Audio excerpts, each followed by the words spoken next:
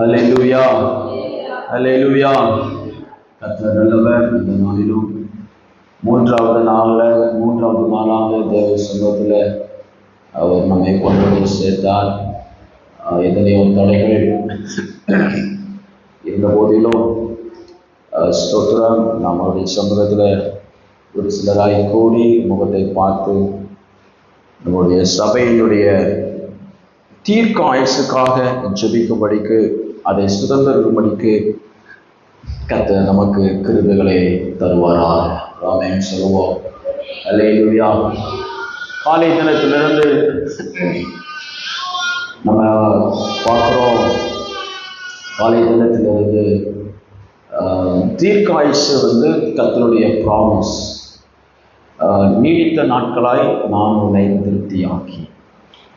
So தேவன் நம்ம கொடுத்திருக்கிற வாக்கு தத்தமானது பொதுவாக சுதந்திரிக்க கூடியதை தவிர தேவனிடத்துல கெஞ்சி அல்லது விண்ணப்பம் பண்ணி கதறி அவரிடத்தில் இரக்கம் பெற்று பெறுகிற ஒன்று இல்லாமல் அவர் ஏற்கனவே நமக்கென்று எழுதப்பட்ட ஆசீர்வாதங்களை ஒன்று தீர்க்காயுசு அந்த நீடித்த நாட்கள்.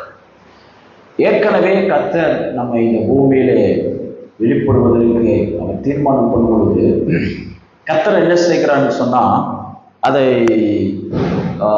நம்முடைய பேர்ல எழுதி வைக்கிறார். நம்முடைய பேர்ல என்ன செய்கிறார்? எழுதி வைக்கிறார். ஜனன நாளை நியமிக்கிறதை போல நம்முடைய ஆயுசு நாட்களையும் கர்த்தர் என்ன செய்கிறார்? நியமிக்கிறார். இது வேத சத்தியம். ஸோ பாதி வயதுல மறிப்பது தேவ சித்தம் இல்லவே இல்லை. தேவனுடைய திட்டத்துல கிடையவே இல்லை. அவருடைய கேலண்டர்ல, அவருடைய பிளான்ல இல்லவே இல்லை. ஆமென் சொல்லுங்க. அல்லேலூயா. ஆமா. ஸோ தேவனுடைய ஸ்தோத்திரம் திட்டத்துல இல்லவே இல்லை அப்படின்னு தான் நம்ம சொல்ல முடியும். ஆகையால் அநேக நேரங்கள்ல நாம தான் என்ன செய்கிறோம்? இந்த பூமியினுடைய வாழ்நாட்களை குறைக்கிறோம். காலையில பார்த்தோம் நம்முடைய நாவின் அறிக்கைகள், நம்முடைய விருப்பங்கள். வாசித்தோம் 1 பேதுருல ஜீவனை விரும்பி, நிறைய பேர் ஜீவனை விரும்புறது இல்லை. ஸோ அப்படின்னா என்ன அர்த்தம்? ஜீவனை வெறுக்கிறார்கள். ஜீவன் சிலருக்கு கசப்பாய் மாறிவிடுகிறது. நம்ம பாடினபடி அது சீக்கிரத்தில் நீங்கிவிடும் லேசான உபத்திரம். ஸ்தோத்திரம். ஒரு ஸ்தோத்திரம், லேசான ஒரு காயத்திற்காக நான் ஏன் உலகத்துல வாழணும் அப்படின்னு நினைக்கிற விரும்புறாங்க. சின்ன உபத்திரவம், ஒரு சின்ன அவமானம் ஒரு வந்த உடனே அது சீக்கிரம் மறந்துடும். குடும்பத்துல சில நேரங்களில் நம்ம எதிர்பார்க்காத ஒரு அவமானம் தாக்கும். நம்ம பிள்ளைகள் மூலமாக, குடும்பத்தார் மூலமாக, ஏதோ ஒரு வழியில நமக்கு ஒரு பெரிய அவமானம் தாக்கும். எவ்வளோ பெரிய கிரைசிஸ் இருந்தாலும் கவுன்சிலிங் கோர்சஸ்ல நம்ம சொல்லிக் கொடுப்போம். கிரைசிஸ் அப்படின்னு சொன்னா எதிர்பாராமல் நம்முடைய வாழ்க்கை முழுவதும் தாக்கத்தை உண்டாக்குகிற ஒரு நிகழ்வு பேரு கிரைசிஸ். ஸோ அப்படிப்பட்ட கிரைசிஸ், உதாரணம் சொன்னோம்னா ஆக்சிடென்ட். திடீர்னு நம்ம குடும்பத்துல யாராவது மரிச்சிருவாங்க.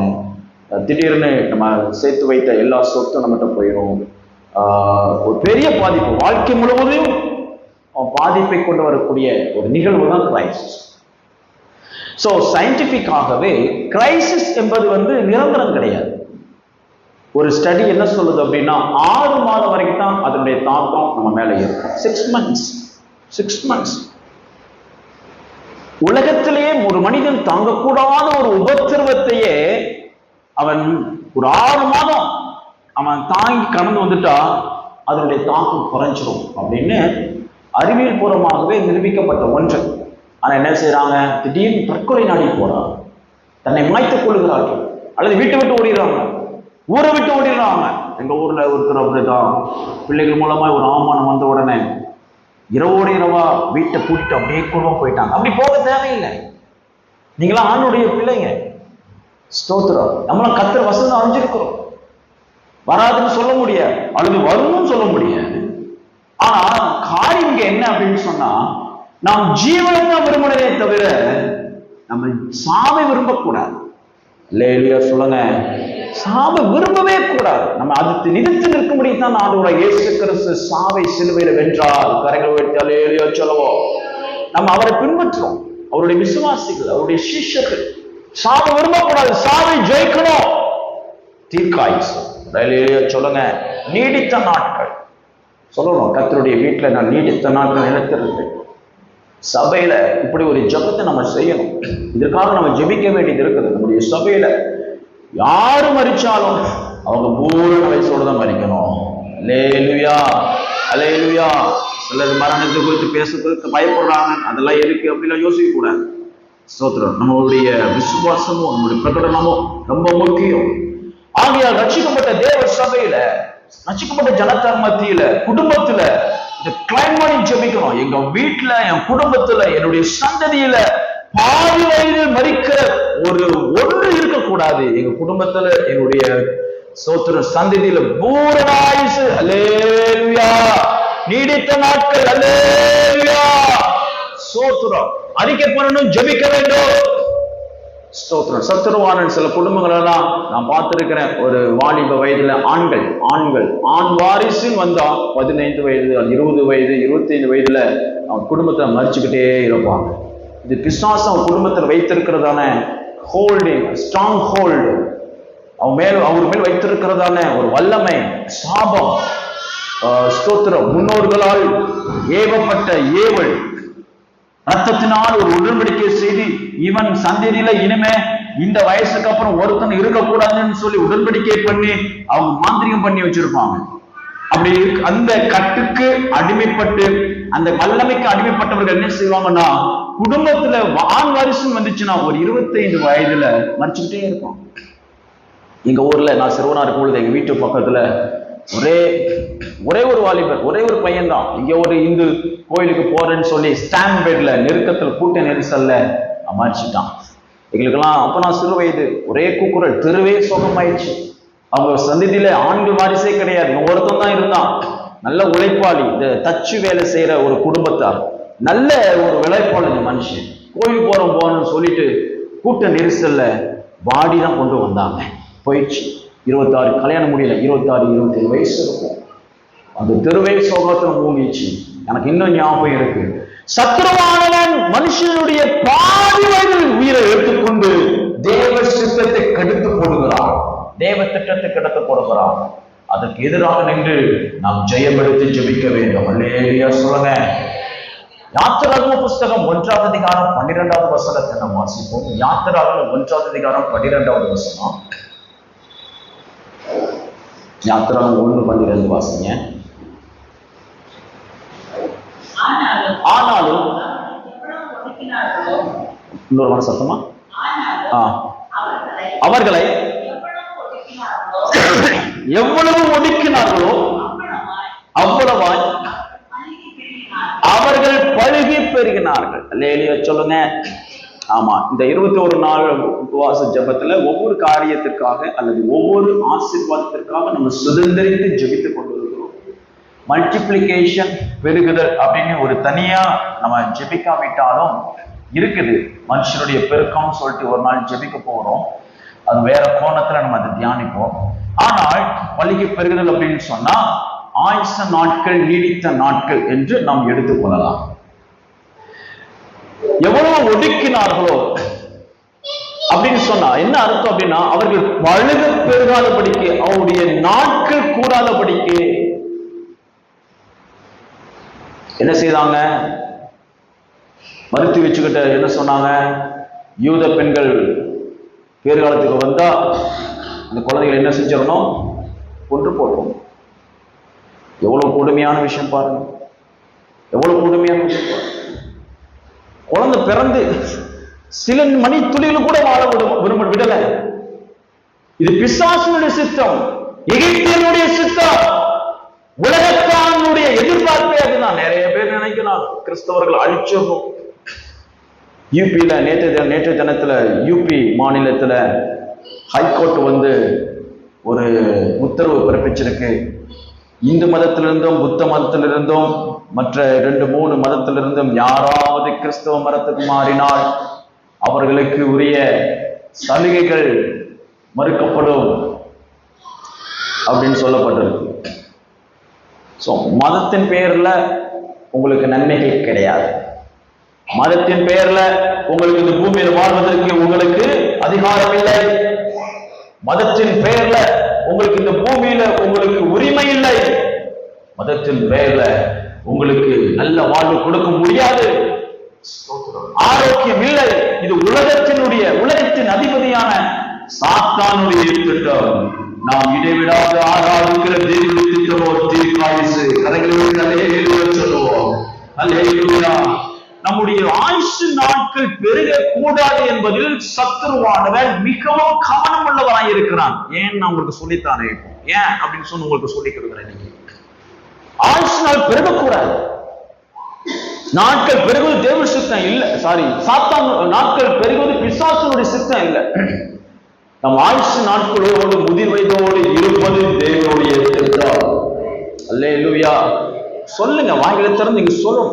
முதிர் வயதுங்களா நீங்க சொல்லணும், நான் முதிர் வயதிலும் கனி கொடுப்பது தேவனுடைய திட்டம், தீர்க்காயுசோடு இருப்பது தேவனுடைய திட்டம். சொல்லக்கூடாது. என்ன சொல்லக்கூடாது? நான் ஏன் வாழணும், சோத்திரம் எல்லாம் முடிச்சு, பிள்ளைகளுடைய காரியங்கள் எல்லாம் சில நேரங்களில் கொஞ்சம் குறைகள் இருக்கும். காலையில தான் நான் உங்களுக்கு சொன்னேன், நீங்கள் உயிரோடு இருக்கும் பொழுதே உங்க பிள்ளைகள் உங்க திருப்தியா உங்க வாழ்க்கை இல்லை அப்படின்னு சொன்னா, நீங்க ஒருவேளை நீங்க சாவே விரும்பி உலகத்துக்கு போயிட்டீங்கன்னா அவங்க இன்னும் எவ்வளவு கொடுமையான ஒரு சூழ்நிலை போவாங்க. இல்ல இல்ல இல்ல, நீங்க மறுப்பதற்கு முன்பாங்க, உங்க காலையில் முடிவதற்கு முன்பாக உங்க பிள்ளைகளுடைய சமாதானத்தை உங்க பிள்ளைகள் உங்க கண்கள் காண வேண்டும். நாமே சொல்லுங்க அல்லேலூயா.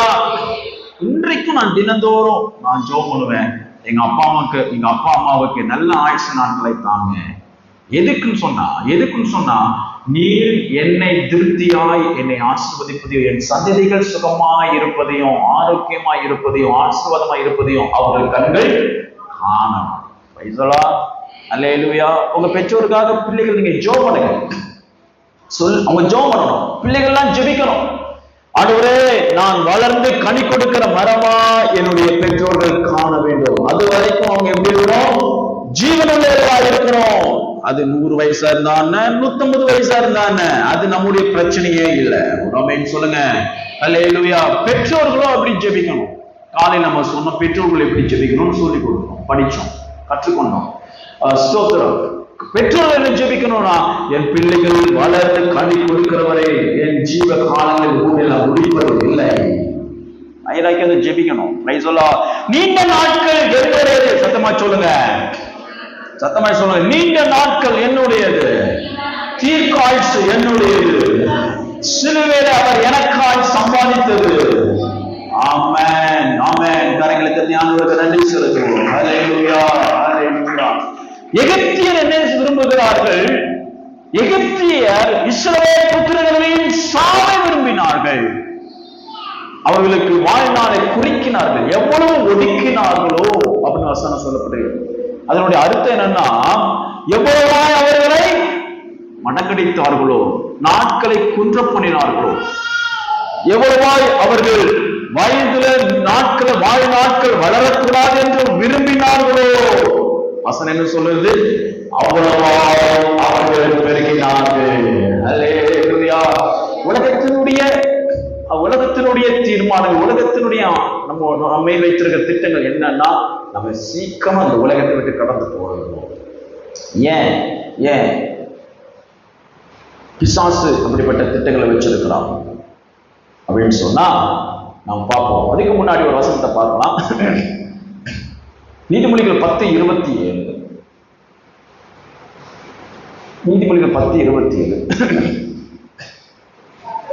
கர்த்தருக்கு பயப்படுதல் ஆயுசு நாட்களை பெருக பண்ணும், துன்மார்க்கருடைய வருஷங்களோ குறுகிப்போம். இப்ப நல்லா கவனிங்க. கர்த்தருக்கு பயப்படுகிறவர்களுக்கு தேவன் ஆயுசு நாட்களின் பெருக்கத்தையும், துன்மார்க்கருடைய வருஷங்களை கர்த்தர் குறுகி போகையும் வைத்திருக்கிறார்.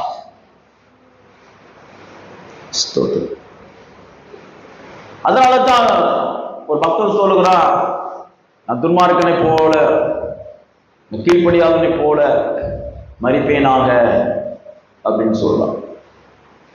அவர்களுடைய நாட்கள் மிகவும் குறுகியது. ஒருவேளை சிலர் முதுவதில் இருந்தாலும் அவங்க வாழ்க்கையில மீனிங்லெஸ்ஸா இருக்கும். கனியை பார்க்க மாட்டான். சில WWலாம் நீங்க பார்த்துருந்தீங்க. WWW அது என்னது? ரெஸ்லிங் போட்டி, ஃபைட்டிங் போர்ட், பாக்ஸிங். அவங்களோட உடம்பெல்லாம் பயங்கரமா வளர்த்து பிரம்மாண்டமா உடல் சரீரத்தை பேணி, ஸோ சண்டை, குத்து சண்டையில இந்த மாதிரி காரியங்கள் எல்லாம் இருக்கிறவங்க தன்னுடைய சரீரத்தை நல்லா கவனிங்க, பயங்கரமா பாதுகாப்போம். ஆனா முதிர் வயதுல அவங்க கிடையில கிடக்கும் பொழுது, வெற்றிடல் இருக்கும் பொழுது பரிதாபமான நிலைமையில கிடப்பான். அவன் முகத்துல ஒரு சந்தோஷமோ, ஒரு மகிழ்ச்சியோ, ஒரு புன்னகையோ, ஒரு திருப்தியோ இருக்காது. லைஃப் சாட்டிஸ்பாக்சன் இருக்காது. வாழ்வினுடைய திருப்தி இருக்கவே இருக்காது. யாருன்னா சமீபத்தில் ஒரு நடிகையினுடைய நேபாள் முழுவதும் பயங்கரமா உயர்த்தி பேசப்பட்ட ஒரு நடிகையை குறித்து நான் ஒரு நோட்டீஸ் நான் படித்தேன். நேபாளில் அந்த பெண் நடிகையாக, ஒரு அழகியாக தேர்ந்தெடுக்கப்படும் பொழுது, நேபாள் தேசத்துல எல்லா தெருக்களிலும் அவங்களுடைய போட்டோ தான், வலைதளங்கள்ல அவ போட்டோ தான், அந்த பெண்மணியுடைய போட்டோ. எங்க பார்த்தாலும் அழகுக்கு பேர் போனவள் அப்படின்னு சொல்லி மகாயமரம் போற்றப்பட்டவர். ஆனால் அப்படி புகழின் உச்சத்தில் இருக்கும் பொழுது திடீரென்று அவளுக்கு நடந்த ஒரு கார் ஆக்சிடென்ட்ல சரீரத்தில் இருக்கிற எல்லா பலனும் கொஞ்சம் கொஞ்சமாக குறைய தொடங்கி எலும்பு தோலுமாக அவலட்சணமான சூழலில அவ மறிக்க போனாள். மறிக்கல, உயிரோட தான் இருக்கிறாள். ஆனா என்ன ஆயிடுச்சு தெரியுமா? அழகு போயிடுச்சு, மக்கள் செல்வாக்கு போயிடுச்சு, பணம் போயிடுச்சு. இப்போ மருத்துவத்தில் கூட செலவில்லாதபடி கைவிடப்பட்ட நிலைமையில மனுஷர்கள் ஒரு காலத்தில் தூக்கி பிடித்த அந்த பெண்மணியை இப்ப நினைப்பான் ஒருவரும் இல்லை என்கிற நிலைமையில தள்ளப்பட்டார்கள். ஆகையால் மறிக்கிற தருவாயில அவர்களுக்கு ஒரு சாட்டிஸ்பாக்சன் இல்லை, திருப்தி இல்லை. சில துன்மார்க்கர்கள் கடைசி வரைக்கும் வாழலாம். 100 வயசு வரை சிலர் இருக்கத்தான் செய்யறாங்க, 90 வயசு இருக்கத்தான் செய்யறாங்க. ஆனா கிறிஸ்துவுக்குள் மறிக்கிறவர்களுக்கும் கிறிஸ்துவ அல்லாத மறிக்கிறவர்களுக்கும் அநேக வித்தியாசம் உண்டு. கிறிஸ்துவுக்குள்ள மறிக்கிறவர்கள் முதிர் வயதிலும் கனி கொடுப்பார்கள். அல்லேலூயா. அவர்களுடைய மரணம் கர்த்தருக்கு அருமையாயிருக்கும், மகிழ்ச்சியாயிருக்கும். அல்லேலூயா சொல்லுங்க. ஆகையால் ஆயுசு நாட்கள் கர்த்தருடைய பிள்ளைகளுக்கும் வாழ்நாட்களின் குறுகிய வாழ்நாட்கள் துன்மார்க்கருக்கும் கர்த்தர் எழுதி வச்சிருக்கிறார். துன்மார்க்கரை விட்டுருங்க. ஆனால் கர்த்தருக்கு பயப்படுவர்களுக்கு தேவனை எழுதி வைத்த நன்மைகள் என்ன? ஆயுசு நாட்கள், நீடித்த நாட்கள். அல்லேலூயா, ஸ்தோத்திரம். சில வயதானவங்க எல்லாம் நான் இருந்து என்ன செய்ய போறையா அப்படின்லாம் சொல்லக்கூடாது. நீங்க இருந்து உங்க பிள்ளைகளுடைய நன்மையை காண்பது உள்ள சந்தோஷமே வேற. ஆமா, சில நீங்க இருந்து இருக்கிறதுனால என்ன அப்படின்னு நம்ம பார்ப்போம். ஸ்தோத்திரம். இருக்கிறதுனால நீங்கள் ஜனங்களுக்கு, உங்க பிள்ளைகளுக்கு நீங்க சத்தியத்தை கற்றுக் கொடுக்கிறீர்கள், சாட்சியா இருப்பீங்க, நம்ம பார்ப்போம். சரி, இருக்கட்டும். அதுக்கு முன்னதாக ஆதியாகம புஸ்தகம் 16வது அதிகாரம் 16 வாசிங்க. ஆதியாகமம் 16:16.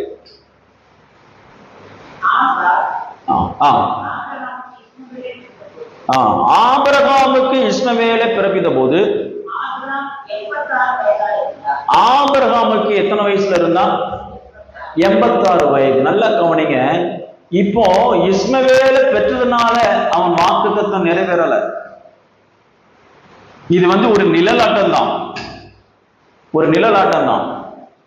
சோ நிறைய பேர் சொல்றாங்க, வேதமே சொல்லுகிறது ஆபிரகாம் விசுவாசத்து வல்லவன். ஆனா அவன் பலவீனமானவன் தான். அப்பப்போ சோர்ந்து போய் அப்பப்போய்க்கு பலவீனமா தான் இருந்தான். ஆண்டவரத்துல கேள்வி கேட்பான். ஸ்தோத்திரம். அவனுக்கு சோர்வு வரத்தான் செய்தது. அவனுடைய சோர்வு யார் இடத்துல வந்ததுன்னா சாரா இடத்துல வந்தது. அதனாலதான் கர்த்தர் சொன்னார், சார் கேளு, உன் மனைவி பேச்ச கேளு அப்படின்னு சொல்லி இஸ்மவேலை கொடுத்தாரு. இஸ்மவேலை கொடுக்கும் பொழுதும் சாராளுக்கு பிள்ளை பேர் எடுக்கக்கூடிய ஒரு நல்ல வயது கிடையாது, முதிர் வயது. ஆபிரகாமுக்கும் நல்ல வயது கிடையாது. முதிர் வயது. ஆனால் கர்த்தர் இஸ்மவேலை ஏன் அனுமதித்தார் அப்படின்னு சொன்னா, இன்னும் நான் உனக்கு வாக்கு பண்ணினதை நான் உனக்கு தந்தரும் பிடிக்கும், நீ சுதந்திரிக்கும் பிடிக்கும் இன்னும் நாட்கள் இருக்கிறது என்று அவருக்கு காண்பிக்கும்படிக்கு கர்த்தர் நிலைநாட்டமாக இஸ்மவேலை கர்த்தர் கொடுத்தார். அவனுக்கு ஒரு குமாரன் நிச்சயம் உண்டு. நம்மளே அப்பா சில நேரங்கள்ல கர்த்தர் சில நேரங்கள் நம்ம அப்படித்தான் செய்யற, நம்ம தேவ திட்டத்தை விட்டு ஓடி போயிடுவோமோ, வாக்கு திட்டத்தை இழந்துருவோமோ அப்படின்னு சொல்லி நம்மை பாதுகாக்கும்படிக்கு அவன் சில நன்மைகள், நிலநாட்டமான நன்மைகள். இவனுக்கு இன்னும் முதிர் வயது, 80 வயசே முதிர் வயது தான், 86 இயர்ஸ், 86 வயது. 86 வயதுலையும் கர்த்தர் என்ன செய்கிறார், உன் நாட்கள் இன்னும் பெருக வேண்டியது இருக்கு, இன்னும் நீ சுதந்திரிக்க வேண்டியது இருக்கு, நீ மறிக்க வேண்டியது அல்ல, உன் ஜீவிதம் இன்னும் முடியல, நிலநாட்டமாக நான் உனக்கு ஒரு நன்மையை தருகிறேன், இஸ்மவேலை வச்சுக்கோ. ஆனா இவன் உன்னுடைய வாக்குத்தத்தத்தின் மகனா இருக்க மாட்டான், நிச்சயமாய் நான் உனக்கு வாக்கு பயணத்தை உனக்கு தருவேன். சொல்லுங்க அல்லேலூயா. ஆகையால் சின்ன சின்ன நன்மைகள்ல நீங்க திருப்தி அடைஞ்சிடக்கூடாது. தேவனிடத்துல பெரிதாக எதிர்பாருங்கள், உங்க பிள்ளைகளிடத்துல பெரிதாக எதிர்பாருங்கள். ஸ்தோத்திரம். உங்க சந்ததியிடத்துல பெரிதாக எதிர்பாருங்கள். உங்க வாழ்க்கையின் திட்டத்துல பெரிதாக நிறைவேறும், நீங்க ஜீவனோட இருக்கணும்.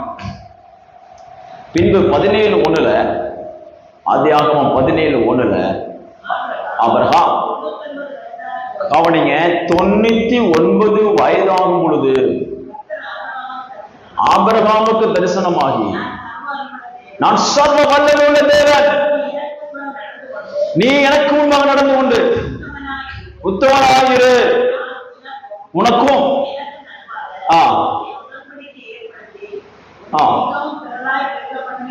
நான் உன்னை மிகவும் திரளாய் பெருக பண்ணுவேன். அல்லேலூயா.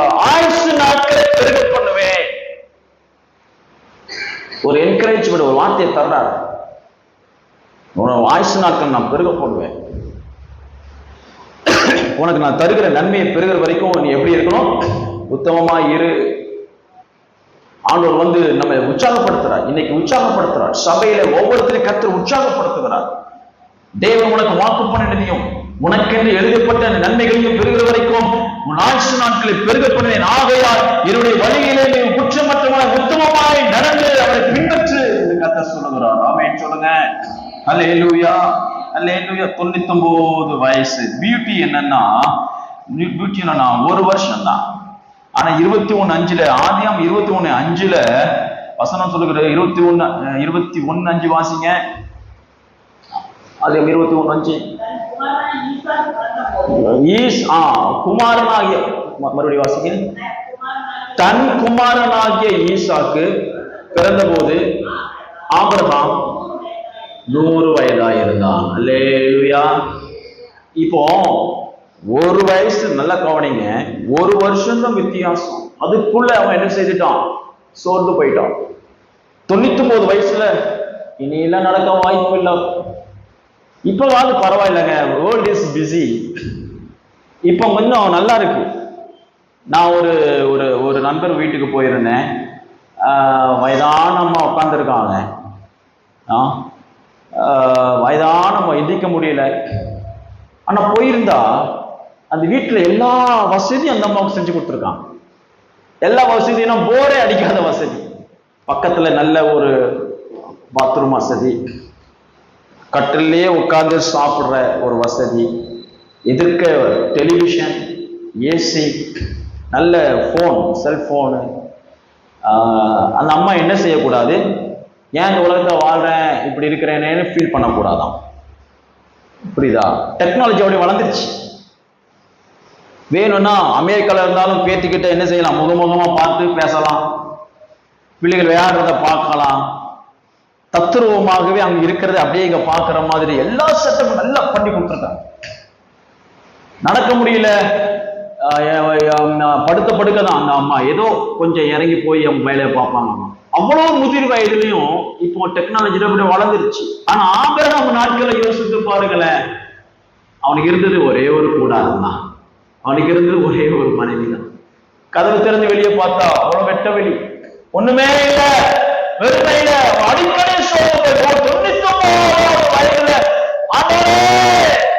எத்தனை வருஷம் ஆச்சுப்பா, நான் ஏன் இருந்து என்ன செய்ய போறேன் அப்படின்னு சொல்லிட்டு போகும்பொழுது 99 வயதுல கர்த்தர் அவனுக்கு தோன்றி சொல்றாரு, நான் உன்னை நிச்சயமா பெருக போடுவேன், உன் நாட்களை பெருக போடுவேன், நீ காத்து உத்தமமாய் நடு கொடுத்து ஒரு வருஷத்துல 100 வயது ஆகும் பொழுது கர்த்தர் வாக்குத்தத்தத்தை வாழ்க்கையில் நிறைவேற்றினார். அநேக நேரங்கள்ல நீங்க சாவ விரும்புறீங்க, ஏன் உலகத்தில் இருக்கணும் என்றீங்க. இது சத்துருவானவன் இன்னும் குறுகிய காலத்தில், இன்னும் கொஞ்ச காலத்தில் எனக்கு வர வேண்டிய நன்மைகளை இந்த உலகம் உலகம் சொல்லிக் கொடுக்கிறதான நாயே அது நம்பாதது. கர்த்தர் அவர் நம்மை எழுதி வைத்திருக்கிறதான தீர்க்க தரிசனங்களையும் வாக்குத்தத்தங்களையும் நீடித்த நாட்கள் சோதனைக்கு இன்னும் 10 நாட்களில் குறுகிய நாட்களை நிறைவேற்றுவார். நன்றி சொல்லுவோம். அல்லேலூயா, அல்லேலூயா, அல்லேலூயா. இனி கொஞ்ச காலம்தான் கர்த்தர் நமக்கு வாழ்க்கையினுடைய எல்லா நன்மைகளும் திருப்தி ஆக்குவார். ஆமென் சொல்லுங்க. அல்லேலூயா, ஸ்தோத்திரம். அருமையான தேவனுடைய பிள்ளைகளே, கர்த்தர் ஏன் நம்மை இந்த பூமியில ஸ்தோத்திரம் ஜீவனோட வைத்திருக்கிறார்னா, சங்கீதம் 92 சங்கீதம் 92:14 சங்கீதம் 92:14 நம்ம வாசிக்கும்போது, சங்கீதம் 92:14 வாசிங்க. 14 கர்த்தர் உத்தமர் என்றும்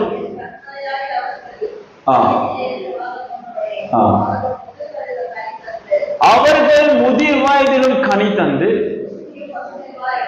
அல்லேலூயா சொல்லுங்க. அல்லேலூயா.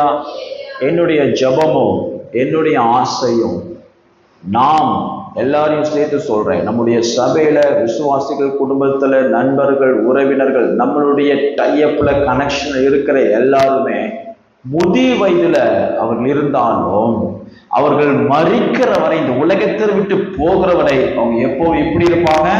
பசுமையும் புஷ்டியுமாய் இருப்பார். அல்லேலூயா.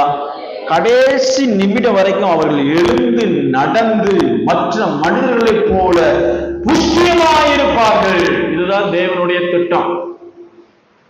படுத்து அழுந்தி வியாதிப்பட்டு அநேகரை துக்கப்படுத்தி சில நாட்கள் அப்படி இருக்கக்கூடாது.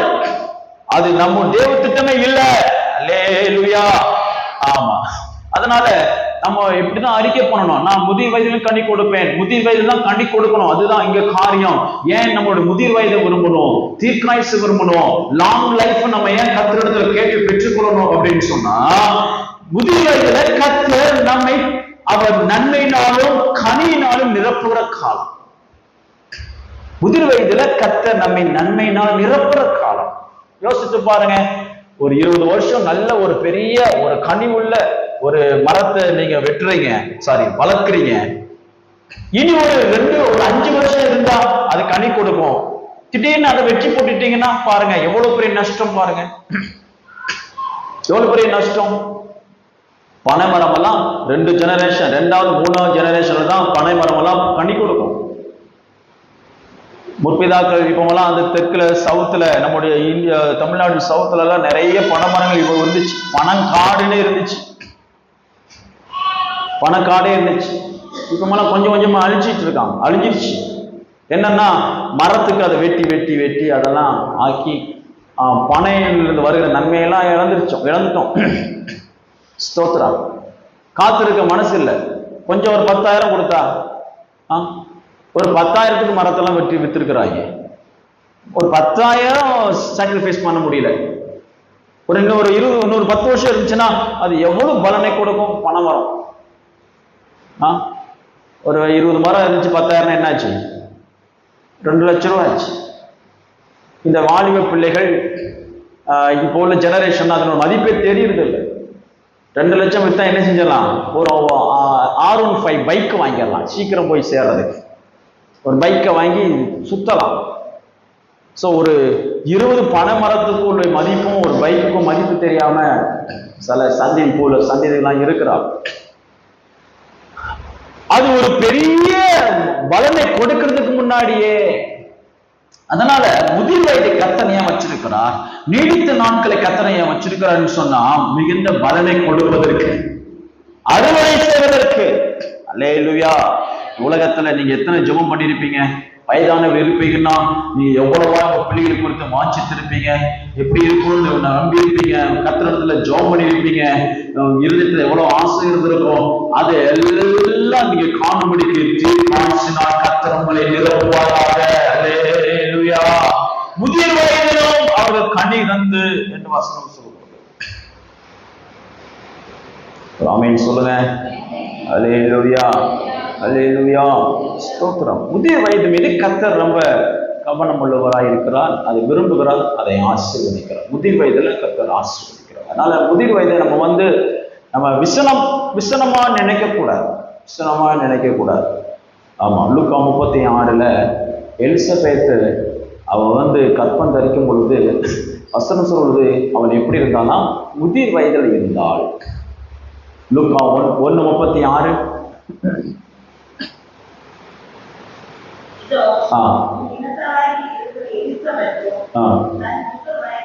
தன் முதிர் வயதிலே போதும் முதிர் வயதிலே அவர் ஒரு குமாரனை கற்பம் தரித்தாள், கனி தந்தாள். முதிர் வயதுல கனி கொடுக்கிற காலம். ஆகையால் நீங்க முதிர் வயதை விசனப்படக்கூடாது, காத்திருக்கணும், அதை பெற்றுக்கொள்ளணும். ஸ்தோத்திரம். முதிர் வயதுல நீங்க கனி கொடுக்கிற காலம். ஒரு ஆமென் சொல்லுங்க. அல்லேலூயா. முதிர் வயதுல கர்த்தருக்கு காத்திருக்கணும், அதை நீங்க பெற்றுக்கொள்ளணும். முதிர் வயதுல கனி கொடுக்கிற காலமா இருக்கிறதுனால அதை நம்ம என்ன செய்யக்கூடாது, உதாசீனப்படுத்த கூடாது. ஏசாயா 46:4 வாசிக்கும் பொழுது ஸ்தோத்திரம் கர்த்தர் சொல்றாரு, உன்னுடைய முதிர் வயதிலும் வாசிங்க. ஏசாயா 46:4. கவனிங்க. உங்க முதிர் வயது வரைக்கும் நான் அப்படி செய்வேன், நரை வயது மட்டும் நான் உங்களை தாங்குவேன், அப்படி செய்து வந்தேன், இனிமேலும் நான் ஏந்துவேன், சுமப்பேன், தப்புவிப்பேன். அல்லேலூயா சொல்லுங்க. இப்பேற்பட்ட ஒரு வாக்குத்தத்தம் இருக்கும் போது நீங்க ஏன் கவலைப்படுறீங்க? முதிர் வயதிலும் தீர்க்க ஆயுசு. சிலருக்கு வயது காலம் பார்த்தாலே பயம். நிறைய பேருக்கு பர்த்டேல வயசு சொல்ல மனசே கிடையாது. ஏன்னா ஏற்றுக்கொள்ள மனம் இல்லை. ஏன்னா வயது செல்ல செல்ல பயம். ஐயோ, வயசாயிடுச்சுன்னா நடக்க முடியாது, வயசாச்சுன்னா நான் நினைக்கிற இடத்துக்கு போக முடியாது, வயசாச்சுன்னா யாரும் என்னை மதிக்க மாட்டாங்க, வயதாயிடுச்சுன்னா அது ஒரு கொடிய காலம், ஐயோ அது எனக்கு வேண்டாம் அப்படின்னு நிறைய பேர் பயப்படுறாங்க. பயப்படாதீர்கள். கர்த்தர் சொல்றாரு, நான் இதுவரைக்கும் வாலிப வயதில் நான் உன்னை தாங்கினேன், சிறு வயதில் உன்னை தாங்கினேன், நீ சுகமாய் தங்கி நீ ஓடி ஆடி உன்னுடைய காலை நடப்பிக்கும் பொழுது என்னுடைய பலத்தை உனக்கு தந்து நடத்தினதை போல முதிர் வயதிலோ நான் உன்னை தாங்குவேன், நான் உன்னை தப்புவிப்பேன், நான் உன்னை பலப்படுத்துவேன், நீ சுகமாய் தங்க இருப்பான். ஆமென் சொல்லுங்க. அல்லேலூயா, அல்லேலூயா. முதிர் வயதிலும் ஸ்தோத்திரம். ஆகையால் ஒரே ஒரு கண்டிஷன் நான் உங்களுக்கு சொல்லி முடித்து நாம் ஜெபிக்க போகிறோம். ஒரே ஒரு கண்டிஷன். முதிர் வயதை எப்படி பெற்றுக்கொள்வது, இந்த முதிர் வயதை அல்லது நீண்ட நாட்களை எப்படி பெற்றுக்கொள்வது, நீண்ட ஆயுசு நாட்கள் நன்மை எப்படி புசிப்பதுன்னா ஒரே ஒரு காரியம் தான் ஆண்டவர் எதிர்பார்க்கிறார். நீதிமொழிகள் 3:3 அதிகாரம் 16வது வசனம்.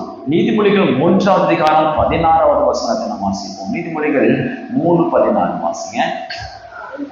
அதன் வலது கையில் தீர்க்காயுசும். போதும். அதன் வலது கையில் தீர்க்காயுசு. எதன் வலது கையில்? 13ஆம் வசனம். ஞானத்தை கண்டிருக்கிற மனுஷன். ஞானத்தின் வலது கையில் என்ன இருக்குது? தீர்க்காயுசு. என்ன ஞானம்னா தேவ ஞானம். தேவ ஞானம் எங்க இருந்து வருதுன்னா வசனத்திலிருந்து வரும். தேவன் அறிகிற அறிவு வசனத்தின் வளர்ச்சியில.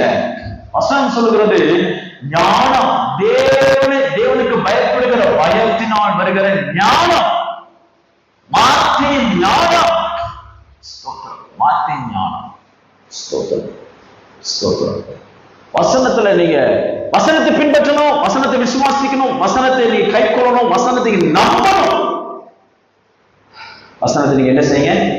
நம்புங்க, விசுவாசி.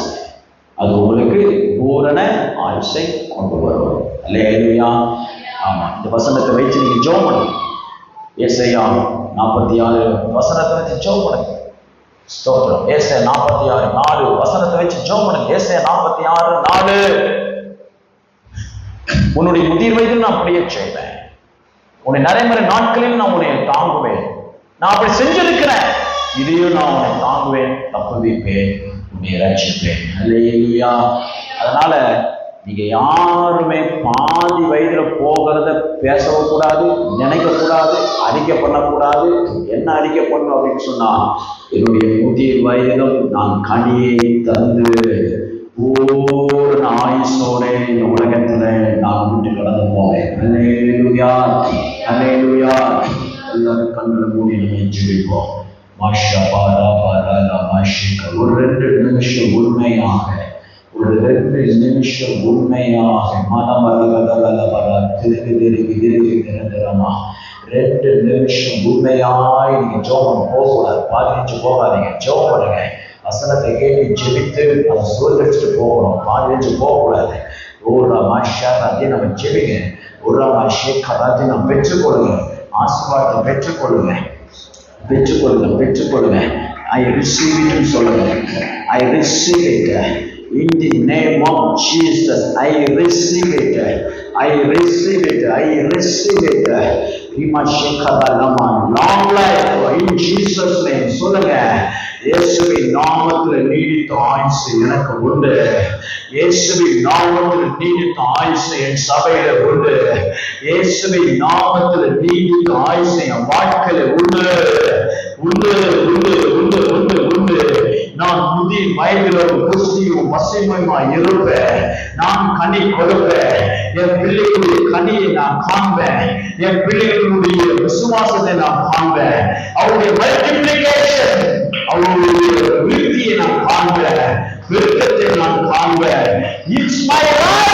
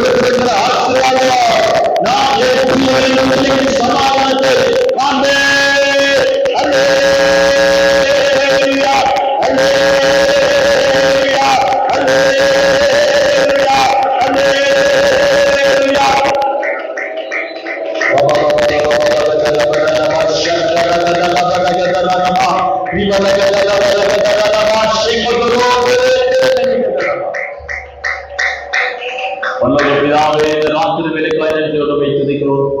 இந்த நாள் 3 வேளையும் நீர் எங்களுக்கு தந்த இந்த லாங் லைஃப், நீடித்த நாட்களை நீர் எங்களுக்கு கொடுத்தபடியால் ஸ்தோத்திரம். இந்த நாளில் சத்தியத்தை கேட்ட, விரும்பின, ஜீவனை விரும்பி நல்ல நாட்களை நாடுகிற ஒவ்வொருத்தருக்கும் இந்த வசனத்தின்படி ஏசாயா 46:14 முது பிள்ளைகளுக்கு ஆமென் என்றும் இருப்பதாலே நான் ஆசீர்வதித்து நான் சொல்கிறேன். கர்த்தருடைய கிருபை தாங்கட்டும். அவர் முதிர்வது, ஒவ்வொருவரும் முதிர்வதை காண வேண்டும், தீர்க்காய்ச்சி பெற வேண்டும். ஏனென்றால் அவர்கள் கனியை புசிக்க வேண்டும். அவர்கள் பசுமை புஷ்டியுமாயிருந்து தெய்வ திட்டத்தை சுதந்திரிக்க முடியும். வாழ்க்கையில அப்பா சுதந்திரத்தை பெற்றுக்கொள்ள கர்த்தர் கிருபை பாராட்டும்படி ஜெபிக்கிறோம். ஆசீர்வதியை தாழ்த்துகிறோம். தொடர்ந்து வளரட்டும். இயேசுவின் நாமத்தில் ஜெபிக்கிறோம் நல்ல பிதாவே. ஆத்துமாவே கர்த்தரை ஸ்தோத்திரி, முழு உடனே பரிசுத்த நாமத்தை ஸ்தோத்திரி. ஆத்துமாவே கர்த்தரை ஸ்தோத்திரி, அவர் செய்த சகல. Praise God. Thank you. God bless you.